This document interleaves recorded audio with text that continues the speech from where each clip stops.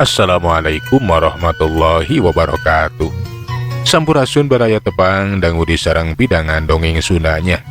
Urang ngadongeng deui, urang neraskeun hanca dongeng anu katuna kalayan ngabantur jajar carios si Oteh Tuyul Toloheor. Ieu dongeng teh karangan Mang Nyalira. Sok sanaos dongeng anu basajan malah mandar janten hiburan. Kabaraya anu satia manco kana dongeng emang di mana wae ayana mugia atuh sadayana aya dina kasehatan lahir sinderangan batin dilalancarkeun sagala rupinanya.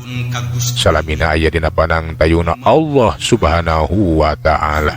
Atuh tong hila pirarojong ditaroelan tombol subscribe di subrek mitranya. Supados channel emang teh aya kamajengan oge seueur deui anu ngadangukeun dongeng emangnya.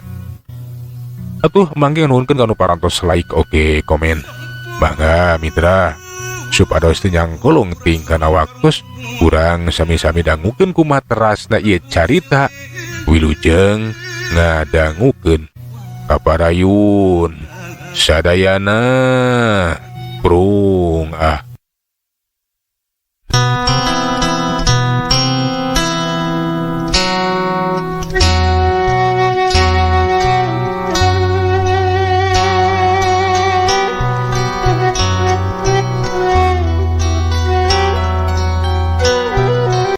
Mitra kaum dangu, urang tunda ngeunaan si Oteh jeung si Omod. Ayeuna mah urang caturkeun deui tuyul anu geus gagal ngadatangan eta lembur. Nyata si Epet teh geus kabur atuh balik dewe kanu ngukutna. Uguh we pikeun bah rambos-bos manehna teh kaget lantaran usaha si Epet teh aya nu ngahalangan tayalian ti si Oteh. Kadenge hari teh bah ramos-bos keur nyeukseun we nyarekan ka si Epet. Balagu sia teh Epet. Sapir anjang hareupan tuyul bolon sia teh nepikeun ka mangpret kabur deuleu. Ampun Abah, eta si Oteh teh hebat oge. Aing rumasa teh releh jajaten Abah. Sia lain hebat deuleu. Sia teh lah gening balagu eleh ku si Oteh tuyul anu kasor, tuyul anu geus diusir ti negara tuyul. Jawab tuyul anu teu begug. Buak paok tuyul bolon.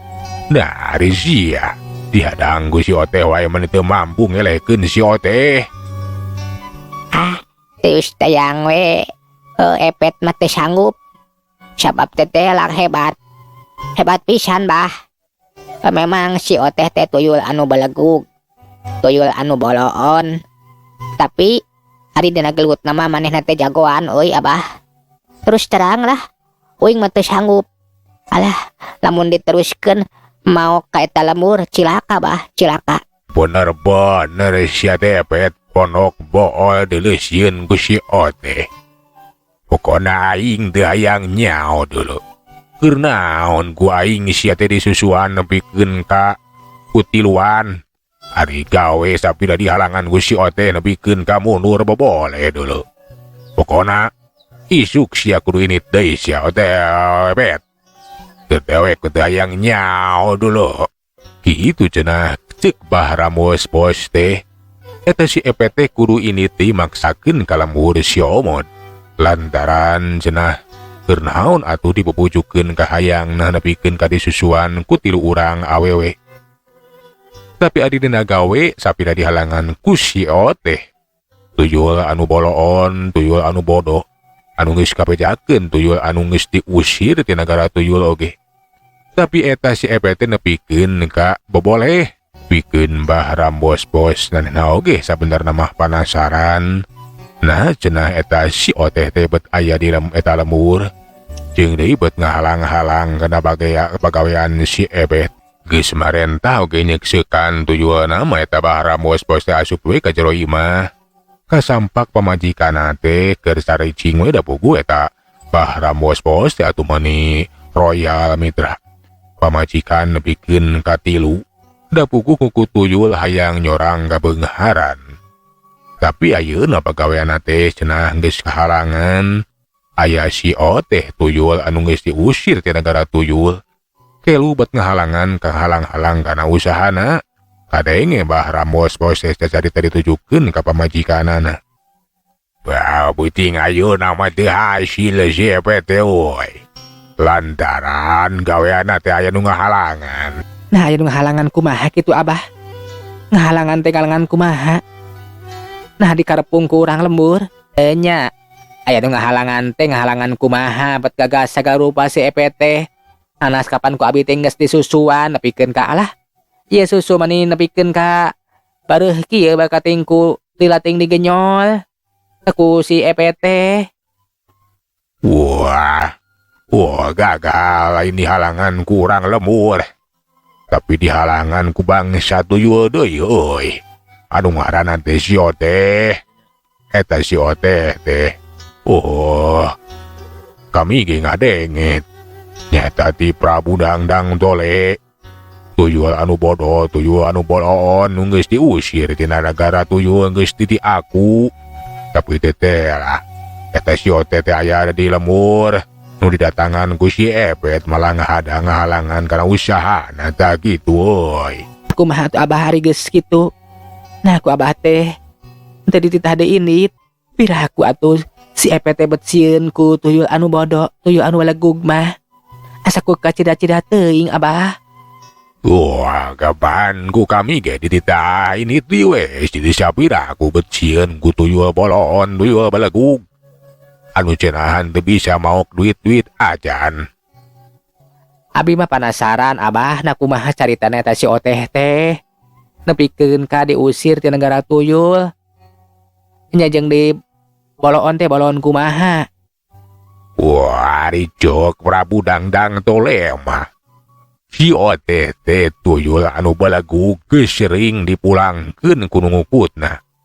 Para kuncen jeung para dukun boh anu ngukut oge. Pokona mah kuciwa. Sabab eta si Oteh teh tuyul toloheor, tuyul balawidang. Teu bisa maok duit-duit acan. Rajeun bisa maok sakayang manehanana. Rajeun maok sok luas leos ka mana teh karepna we kitu tah. Teu meunang dipercaya, teu bisa diandalkeun. Pokona mah mata kuciwa we jeung mata pika sebeleun. Da eta. Dititah mauk duit kalah ka mauk hakanun. Dititah mauk duit kalah ka mauk cangcut. Jeung resep ulin we kitu tah. Eta si Oteh teh. Kukituna si Oteh teh diusir ku si Dangdang Tole da boga bagunana. Ah, kitu horeng teh eta si Oteh teh. Kurang ajar atuh tuyul bolon teh. Buat ngahalangan jalan ka si Epet. Anu keur abi kaget mah Abah. Nah kenaon buat ngahalangan segala rupa. Kapan sarua bangsa tuyul ieu? Anya Abah, anehnya. Nah kunaon atuh naon maksudna eta? Mohon si Oteh teh buat ngahalang-halang ka si Epet. Ya duka teuing maksudna mah teuing kumaha. Meureunnan pedah. Kadatangan si Epet we teu pikayang sabab eta lembur teh panyicingan si Oteh. Nganu aneh teh naha bet aya di eta lembur tah kitu. Atuh sararea teh maninga ulang we. Mikiran si Oteh anu dicaritakeun ku Bah Rambos bos.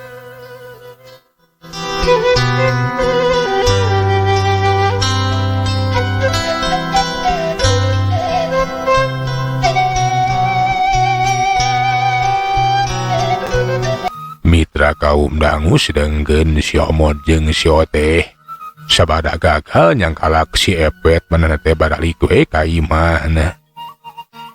Atuh si Omod teh ditanya kuno jadi indung nanya tapi main atas di mana cenah beuting-beuting kukulunuan segala rupa. Kapanan eta si Omod teh keur diaromongkeun ku urang lembur. Nyata anu dicangka geus ngukut tuyul. Natas di mana atuh maneh teh Omod? Nah, bet kukurunuan wayah kiwari kakara balik. Kapan maneh teh geus sarangka teu pararuguh kurang dieu. Ulah nyieun peta-peta anu nyurigakeun. Geus kaluar atuh mah, geus kaluar. Geus neangan tuyul mah. eta tuyul teh rek ditewak rek dicangkalak rek dipasrahkeun ka Pak RT atuh karena kanyahoan lamun nya uing teh lain anu boga dosana anu ngukut tuyul nama ai rek newak tuyul kumaha ieu maneh teh kawas anu boga kabisa bae kangaranan newak tuyul nya teu gampang kapan eta teh makhluk anu teu katempo makhluk halus henteu mah atuh kapan ari uing mah tiba heula oge geus bisa ningali anu kitu mama kapan bawaan ti lahir atuh mah kapan maneh mah babari nempo nu kitu nya mah ge nyaho tapi kangaran ari newak mah meureun teu sagawaya nya mah tukeun bae nu penting mah usaha mah lamun kapanggih mah pasti bakal dicangkalak kapan tadi ge kapanggih mah ngan hanjakal eta tuyul teh kabur atuh mah kabur jadi bener aya tuyul datang ka lembur res mah puk itu na isuk mah rek bebeja ka Pak RT atuh mah lamun uing teh rek newak eta tuyul atuh mah kudu bisa kabuktikeun lamun uing teh henteu salah kitu nya syukur ari kitu mah maneh boga maksud pikeun nyangkalak eta tuyul atuh mudah-mudahan wae eta tuyul teh kacangkalak kasaksian ku urang dieu marah maneh teh teu disangka nya mah sok sanajan ari nu pating kecewis mah geus teu loba mah geus teu pating ngomongkeun teuing melamun uing ngaliwat ka tatangga teh ayeuna mah tara pating kecewis atuh mah jeung deui kapan maneh teh teu rumasa ari emak mah miharep mudah-mudahan wae tu gancang katewak eta tuyulna ngarah maneh teh teu disangka ku urang dieu Cek bimae manehna ge miharep lamun eta si omong teh hasil nyangkalak tuyulna ku cara kitu tang tuwe bisa ngabuktikeun lamun si omong teh henteu boga dosa henteu ngukut tuyul anu ngarugikeun di eta lembur duku mitra kaum dangu gancangna carita poe isukan atuh si omong teh nganepungan Pak RT ngabejakeun maksud jeung tujuanana kitu atuh Pak penting teh uing teh rek newak tuyul atuh ngan hajaka eta tuyul teh kabur atuh bakabur ke aku mah teh jang bener ujang teh penting teh manggihan tuyul datang ka ieu lembur laras atuh laras pisan tetela bener aya tuyul datang ka ieu lembur ngan hanjakal basa direk ditewak teh kaburu kabur atuh jadi kitunya uhun atuh ayeuna dongkap ka dieu teh bade ngajakan Pak RT atuh kanggo janten saksi lamun uing teh nya keur nareka newak tuyulna sekarang kabuktian atuh ku urang dieu lamun uing teh henteu boga dosa henteu salah teu rumasa ngukut tuyul atuh nu ngarugikeun kitu kutannya alus atuh kitu mah tapi bener maneh teh omong bisa nyangkalak eta tuyul kapan teu sambarangan beureunan uhun atuh keun bae kapan ai abi mah tiasa ningali atuh ke bapak ge kungsi ngadenge tibi mae lamun maneh teh cenah boga kaleuwihan bisa ningali makhluk nu kararitu ke kumaha eta rupana tuyul teh nya dugul we wadugul kawas pudak atuh kur dicawat wungkul pokona rupana mah pika sieurieun tapi pika geuleuheun atuh eta tuyul teh hampir-hampir we beunang dasupkeun kana botol tapi kaburu ngaleungit jadi haseup atuh alah nya heug atuh kitu mah alus puguh ya mudah-mudahan we eta tuyul teh kacangkalak sok mah bisa ditemongkeun ka urang dieu mah keun bapa rek mawa saksi nu sejana nu ngaronda ngarah bisa nyaksian lamun maneh teh teteh lah geuningan teu salah malahan mah usaha pikeun nyangkalak eta tuyul uhun atuh ge bengi mah urang neangan di eta tuyul atuh urang cangkalak Pak RT sabab ada paheut babadamian jeung Pak RT atus eta si omong teh balik dewe ka imah Pak RT atuh manehna ge ngabejaan ronda peuting eta Namun kepeting cenah bakal dibaturan ku si Omod anu boga maksud pikeun yang kalak tuyul.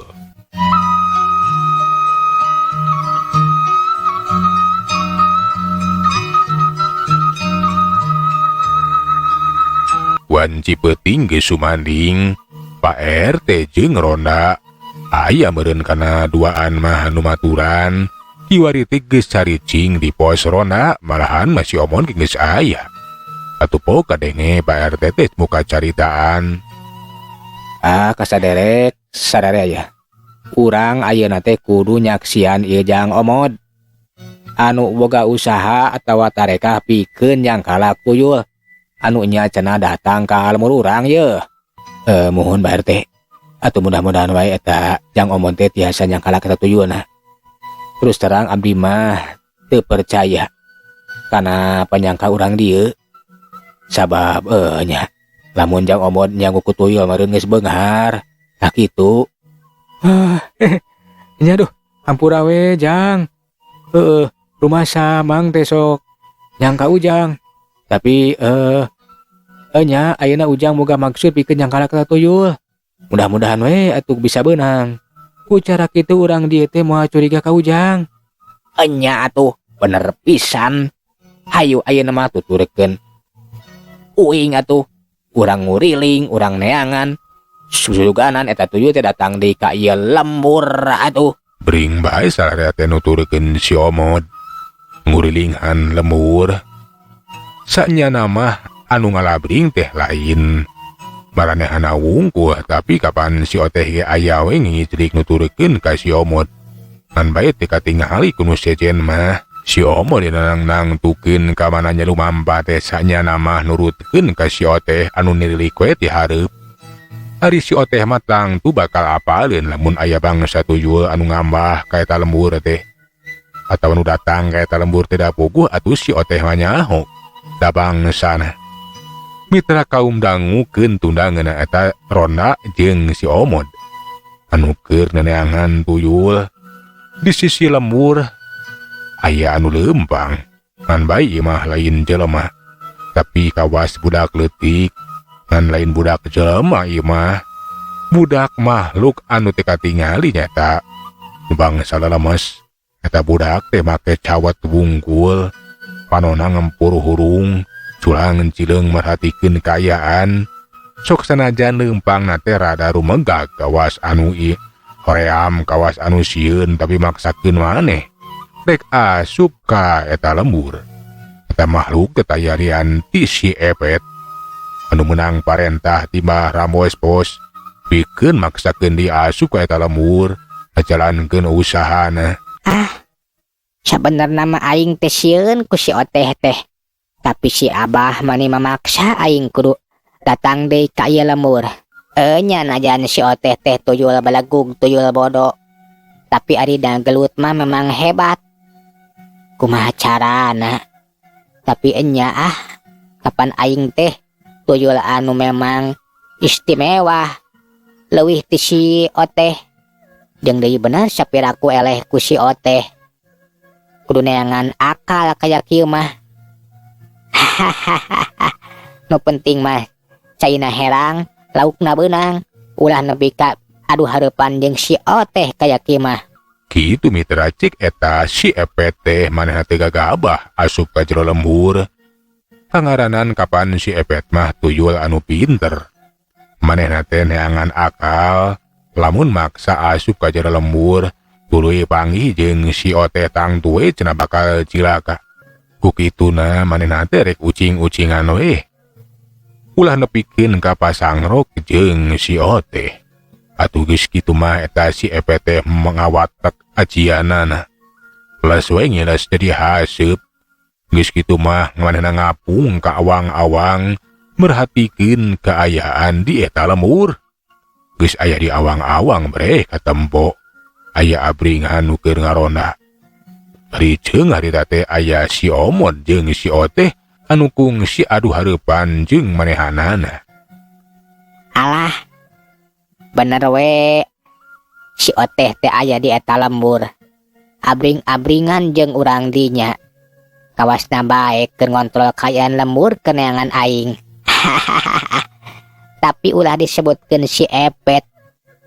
Najan aya si Oteh tuyul belegug anu ngahadang halangan aing bakal bisa maokan duit di eta lembur. Keun sia. Maneh mah tuyul belegug Oteh moal bisa ngahalangan kana usaha aing deuleu. Si Epet anu nganyahoankeun labah-labahna si Oteh di eta lembur. Atuh manehna teh lamun si Oteh aya di kidul, manehna teh rek kaler we cenah. Lamun si Oteh aya di wetan, manehna teh rek ka kulon bae belesat. Si Epet teh nyerorot kalebah kaler da bogu kenyahoan ti luhur mah lamun si Oteh teh keur aya di kidul. Atuh sabatae.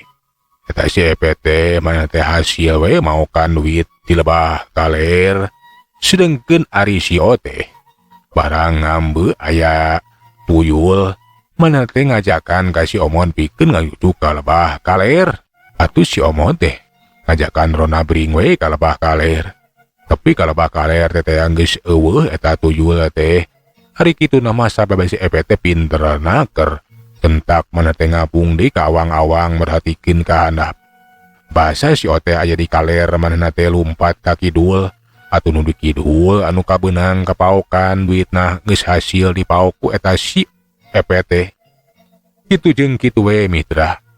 Pikeun si Oteh manehna teh bingung. Teh lah geuning cenah geus aya tuyul ngan bae di kanyahoan si Oteh manehna teh. Carita ditujukeun ka si Omod. Aneh bener-bener aneh. Teteh lah kaya lemur teh aya tuyul. Tapi eta tuyul teh teu kanyahoan. Kaambe mah kaambe barang di teh geus leungit. Cilaka kaya kieu mah. Cilaka kumaha atuh euy? Nya eta tuyul teh datang ka lembur urang tapi teu kanyahoan. Pasti eta tuyul teh manehna teh nyieun taktik. Eta taktik teh can kanyahoan ku uing. Datna taktik kumaha atuh? Nah tuyul ge boga taktik atuh. Nya ka teuing da uing mah teu diajar taktik kararitu. Tapi bener-bener hese kudu kumaha atuh. Ari kaambe mah kaambe ku aing oge aya tuyul datang ka ieu lembur. Tapi barang deteang teh geus leungit. Malah kapundah-pindah. Deteang ka kidul aya di kaler. Deteang di kaler aya di kidul. Deteang ka wetan aya di kulon. Tah kitu euy, kitunya atuh. Kumaha ari geus kieu euy. Meureunnan eta tuyul teh pinter atuh nyingkahan maneh. Sabnya aya maneh di lembur. Hanya tah kitu. Mitra kaum dangu atuh peuting eta mah. Si Omon teh henteu hasil nyangkalak eta tuyul. Ngan dibejakeun ari ka Pak RT mah. Sanyana mah manehna teh cenah ngambe aya tuyul datang ka lembur. Ngan hanjakal tuyul teh memang pinter teu bisa dicangkalak. Tah kitu atuh Pak RT. Sanyana mah peuting ayeuna teh aya tuyul datang ka ieu lembur. Ngan bae eta tuyul teh hese pisan dicangkalakna sabanya nyahoeun aya uing atuh nu rek nyangkalak. Nah bener jang lamun ka ieu lembur teh aya tuyul. Enya atuh enya. Bisi teu percaya mah urang Bandungan wae poe isukan atuh. Lamun aya nu kaleungitan berarti enya. Nya heug atuh. Ku bapa urang buktikeun poe isukan. Anu kumaha ieu? Teteh lah geuning teu hasil nyangkalak tuyul teh. Enya atuh. Keun bae urang badamikeun deui. Urang terus wae urang mah usaha susuganan atuh. Eta tuyul teh bisa kacangkalak. Kitu keur saeulanan mah atuh peuting eta mah cenah gagal. Basa di Bandungan isukna bener we lembur teh kucrut. Manikeun jleung sawab loba deui anu kaleungitan duit. Pak RT jeung Ronda mahna teh nyaritakeun lamun peuting tadi teh jeung si Omod geus usaha pikeun nyangkalak tuyul cawab cek si Omod teh cenah aya tuyul anu datang ka lemburna. Atuh urang lembur aya nu percaya anu hanteu. Ari nu percaya ka si Omod nya cenah mana kitu ge si Omod aya ngabuktikeun lamun maneh teh hanteu boga dosa. Ari nu teu percaya mah jangkau pula pembeuting eta teh si Omod teh sabenerna mah geus ngencarkeun tuyulna. Ngan bae pura-pura we manehna teh milu pikeun nang reka nyangkalak tuyul nu geus boga dosana. Itu mitra kaum dangu kayaan di eta lembur. Mitra waktu sagening parantos nyekapannya. Sagala urang tuna ieu jajara carita si Oteh Tuyul Troheor urang teraskeun dina seri anu salajengna tumang nganuhunkeun dina sadaya peratosanananya. Hapuntenna tina sagala kakirangan amang saelana undur. Assalamualaikum warahmatullahi wabarakatuh. Jag.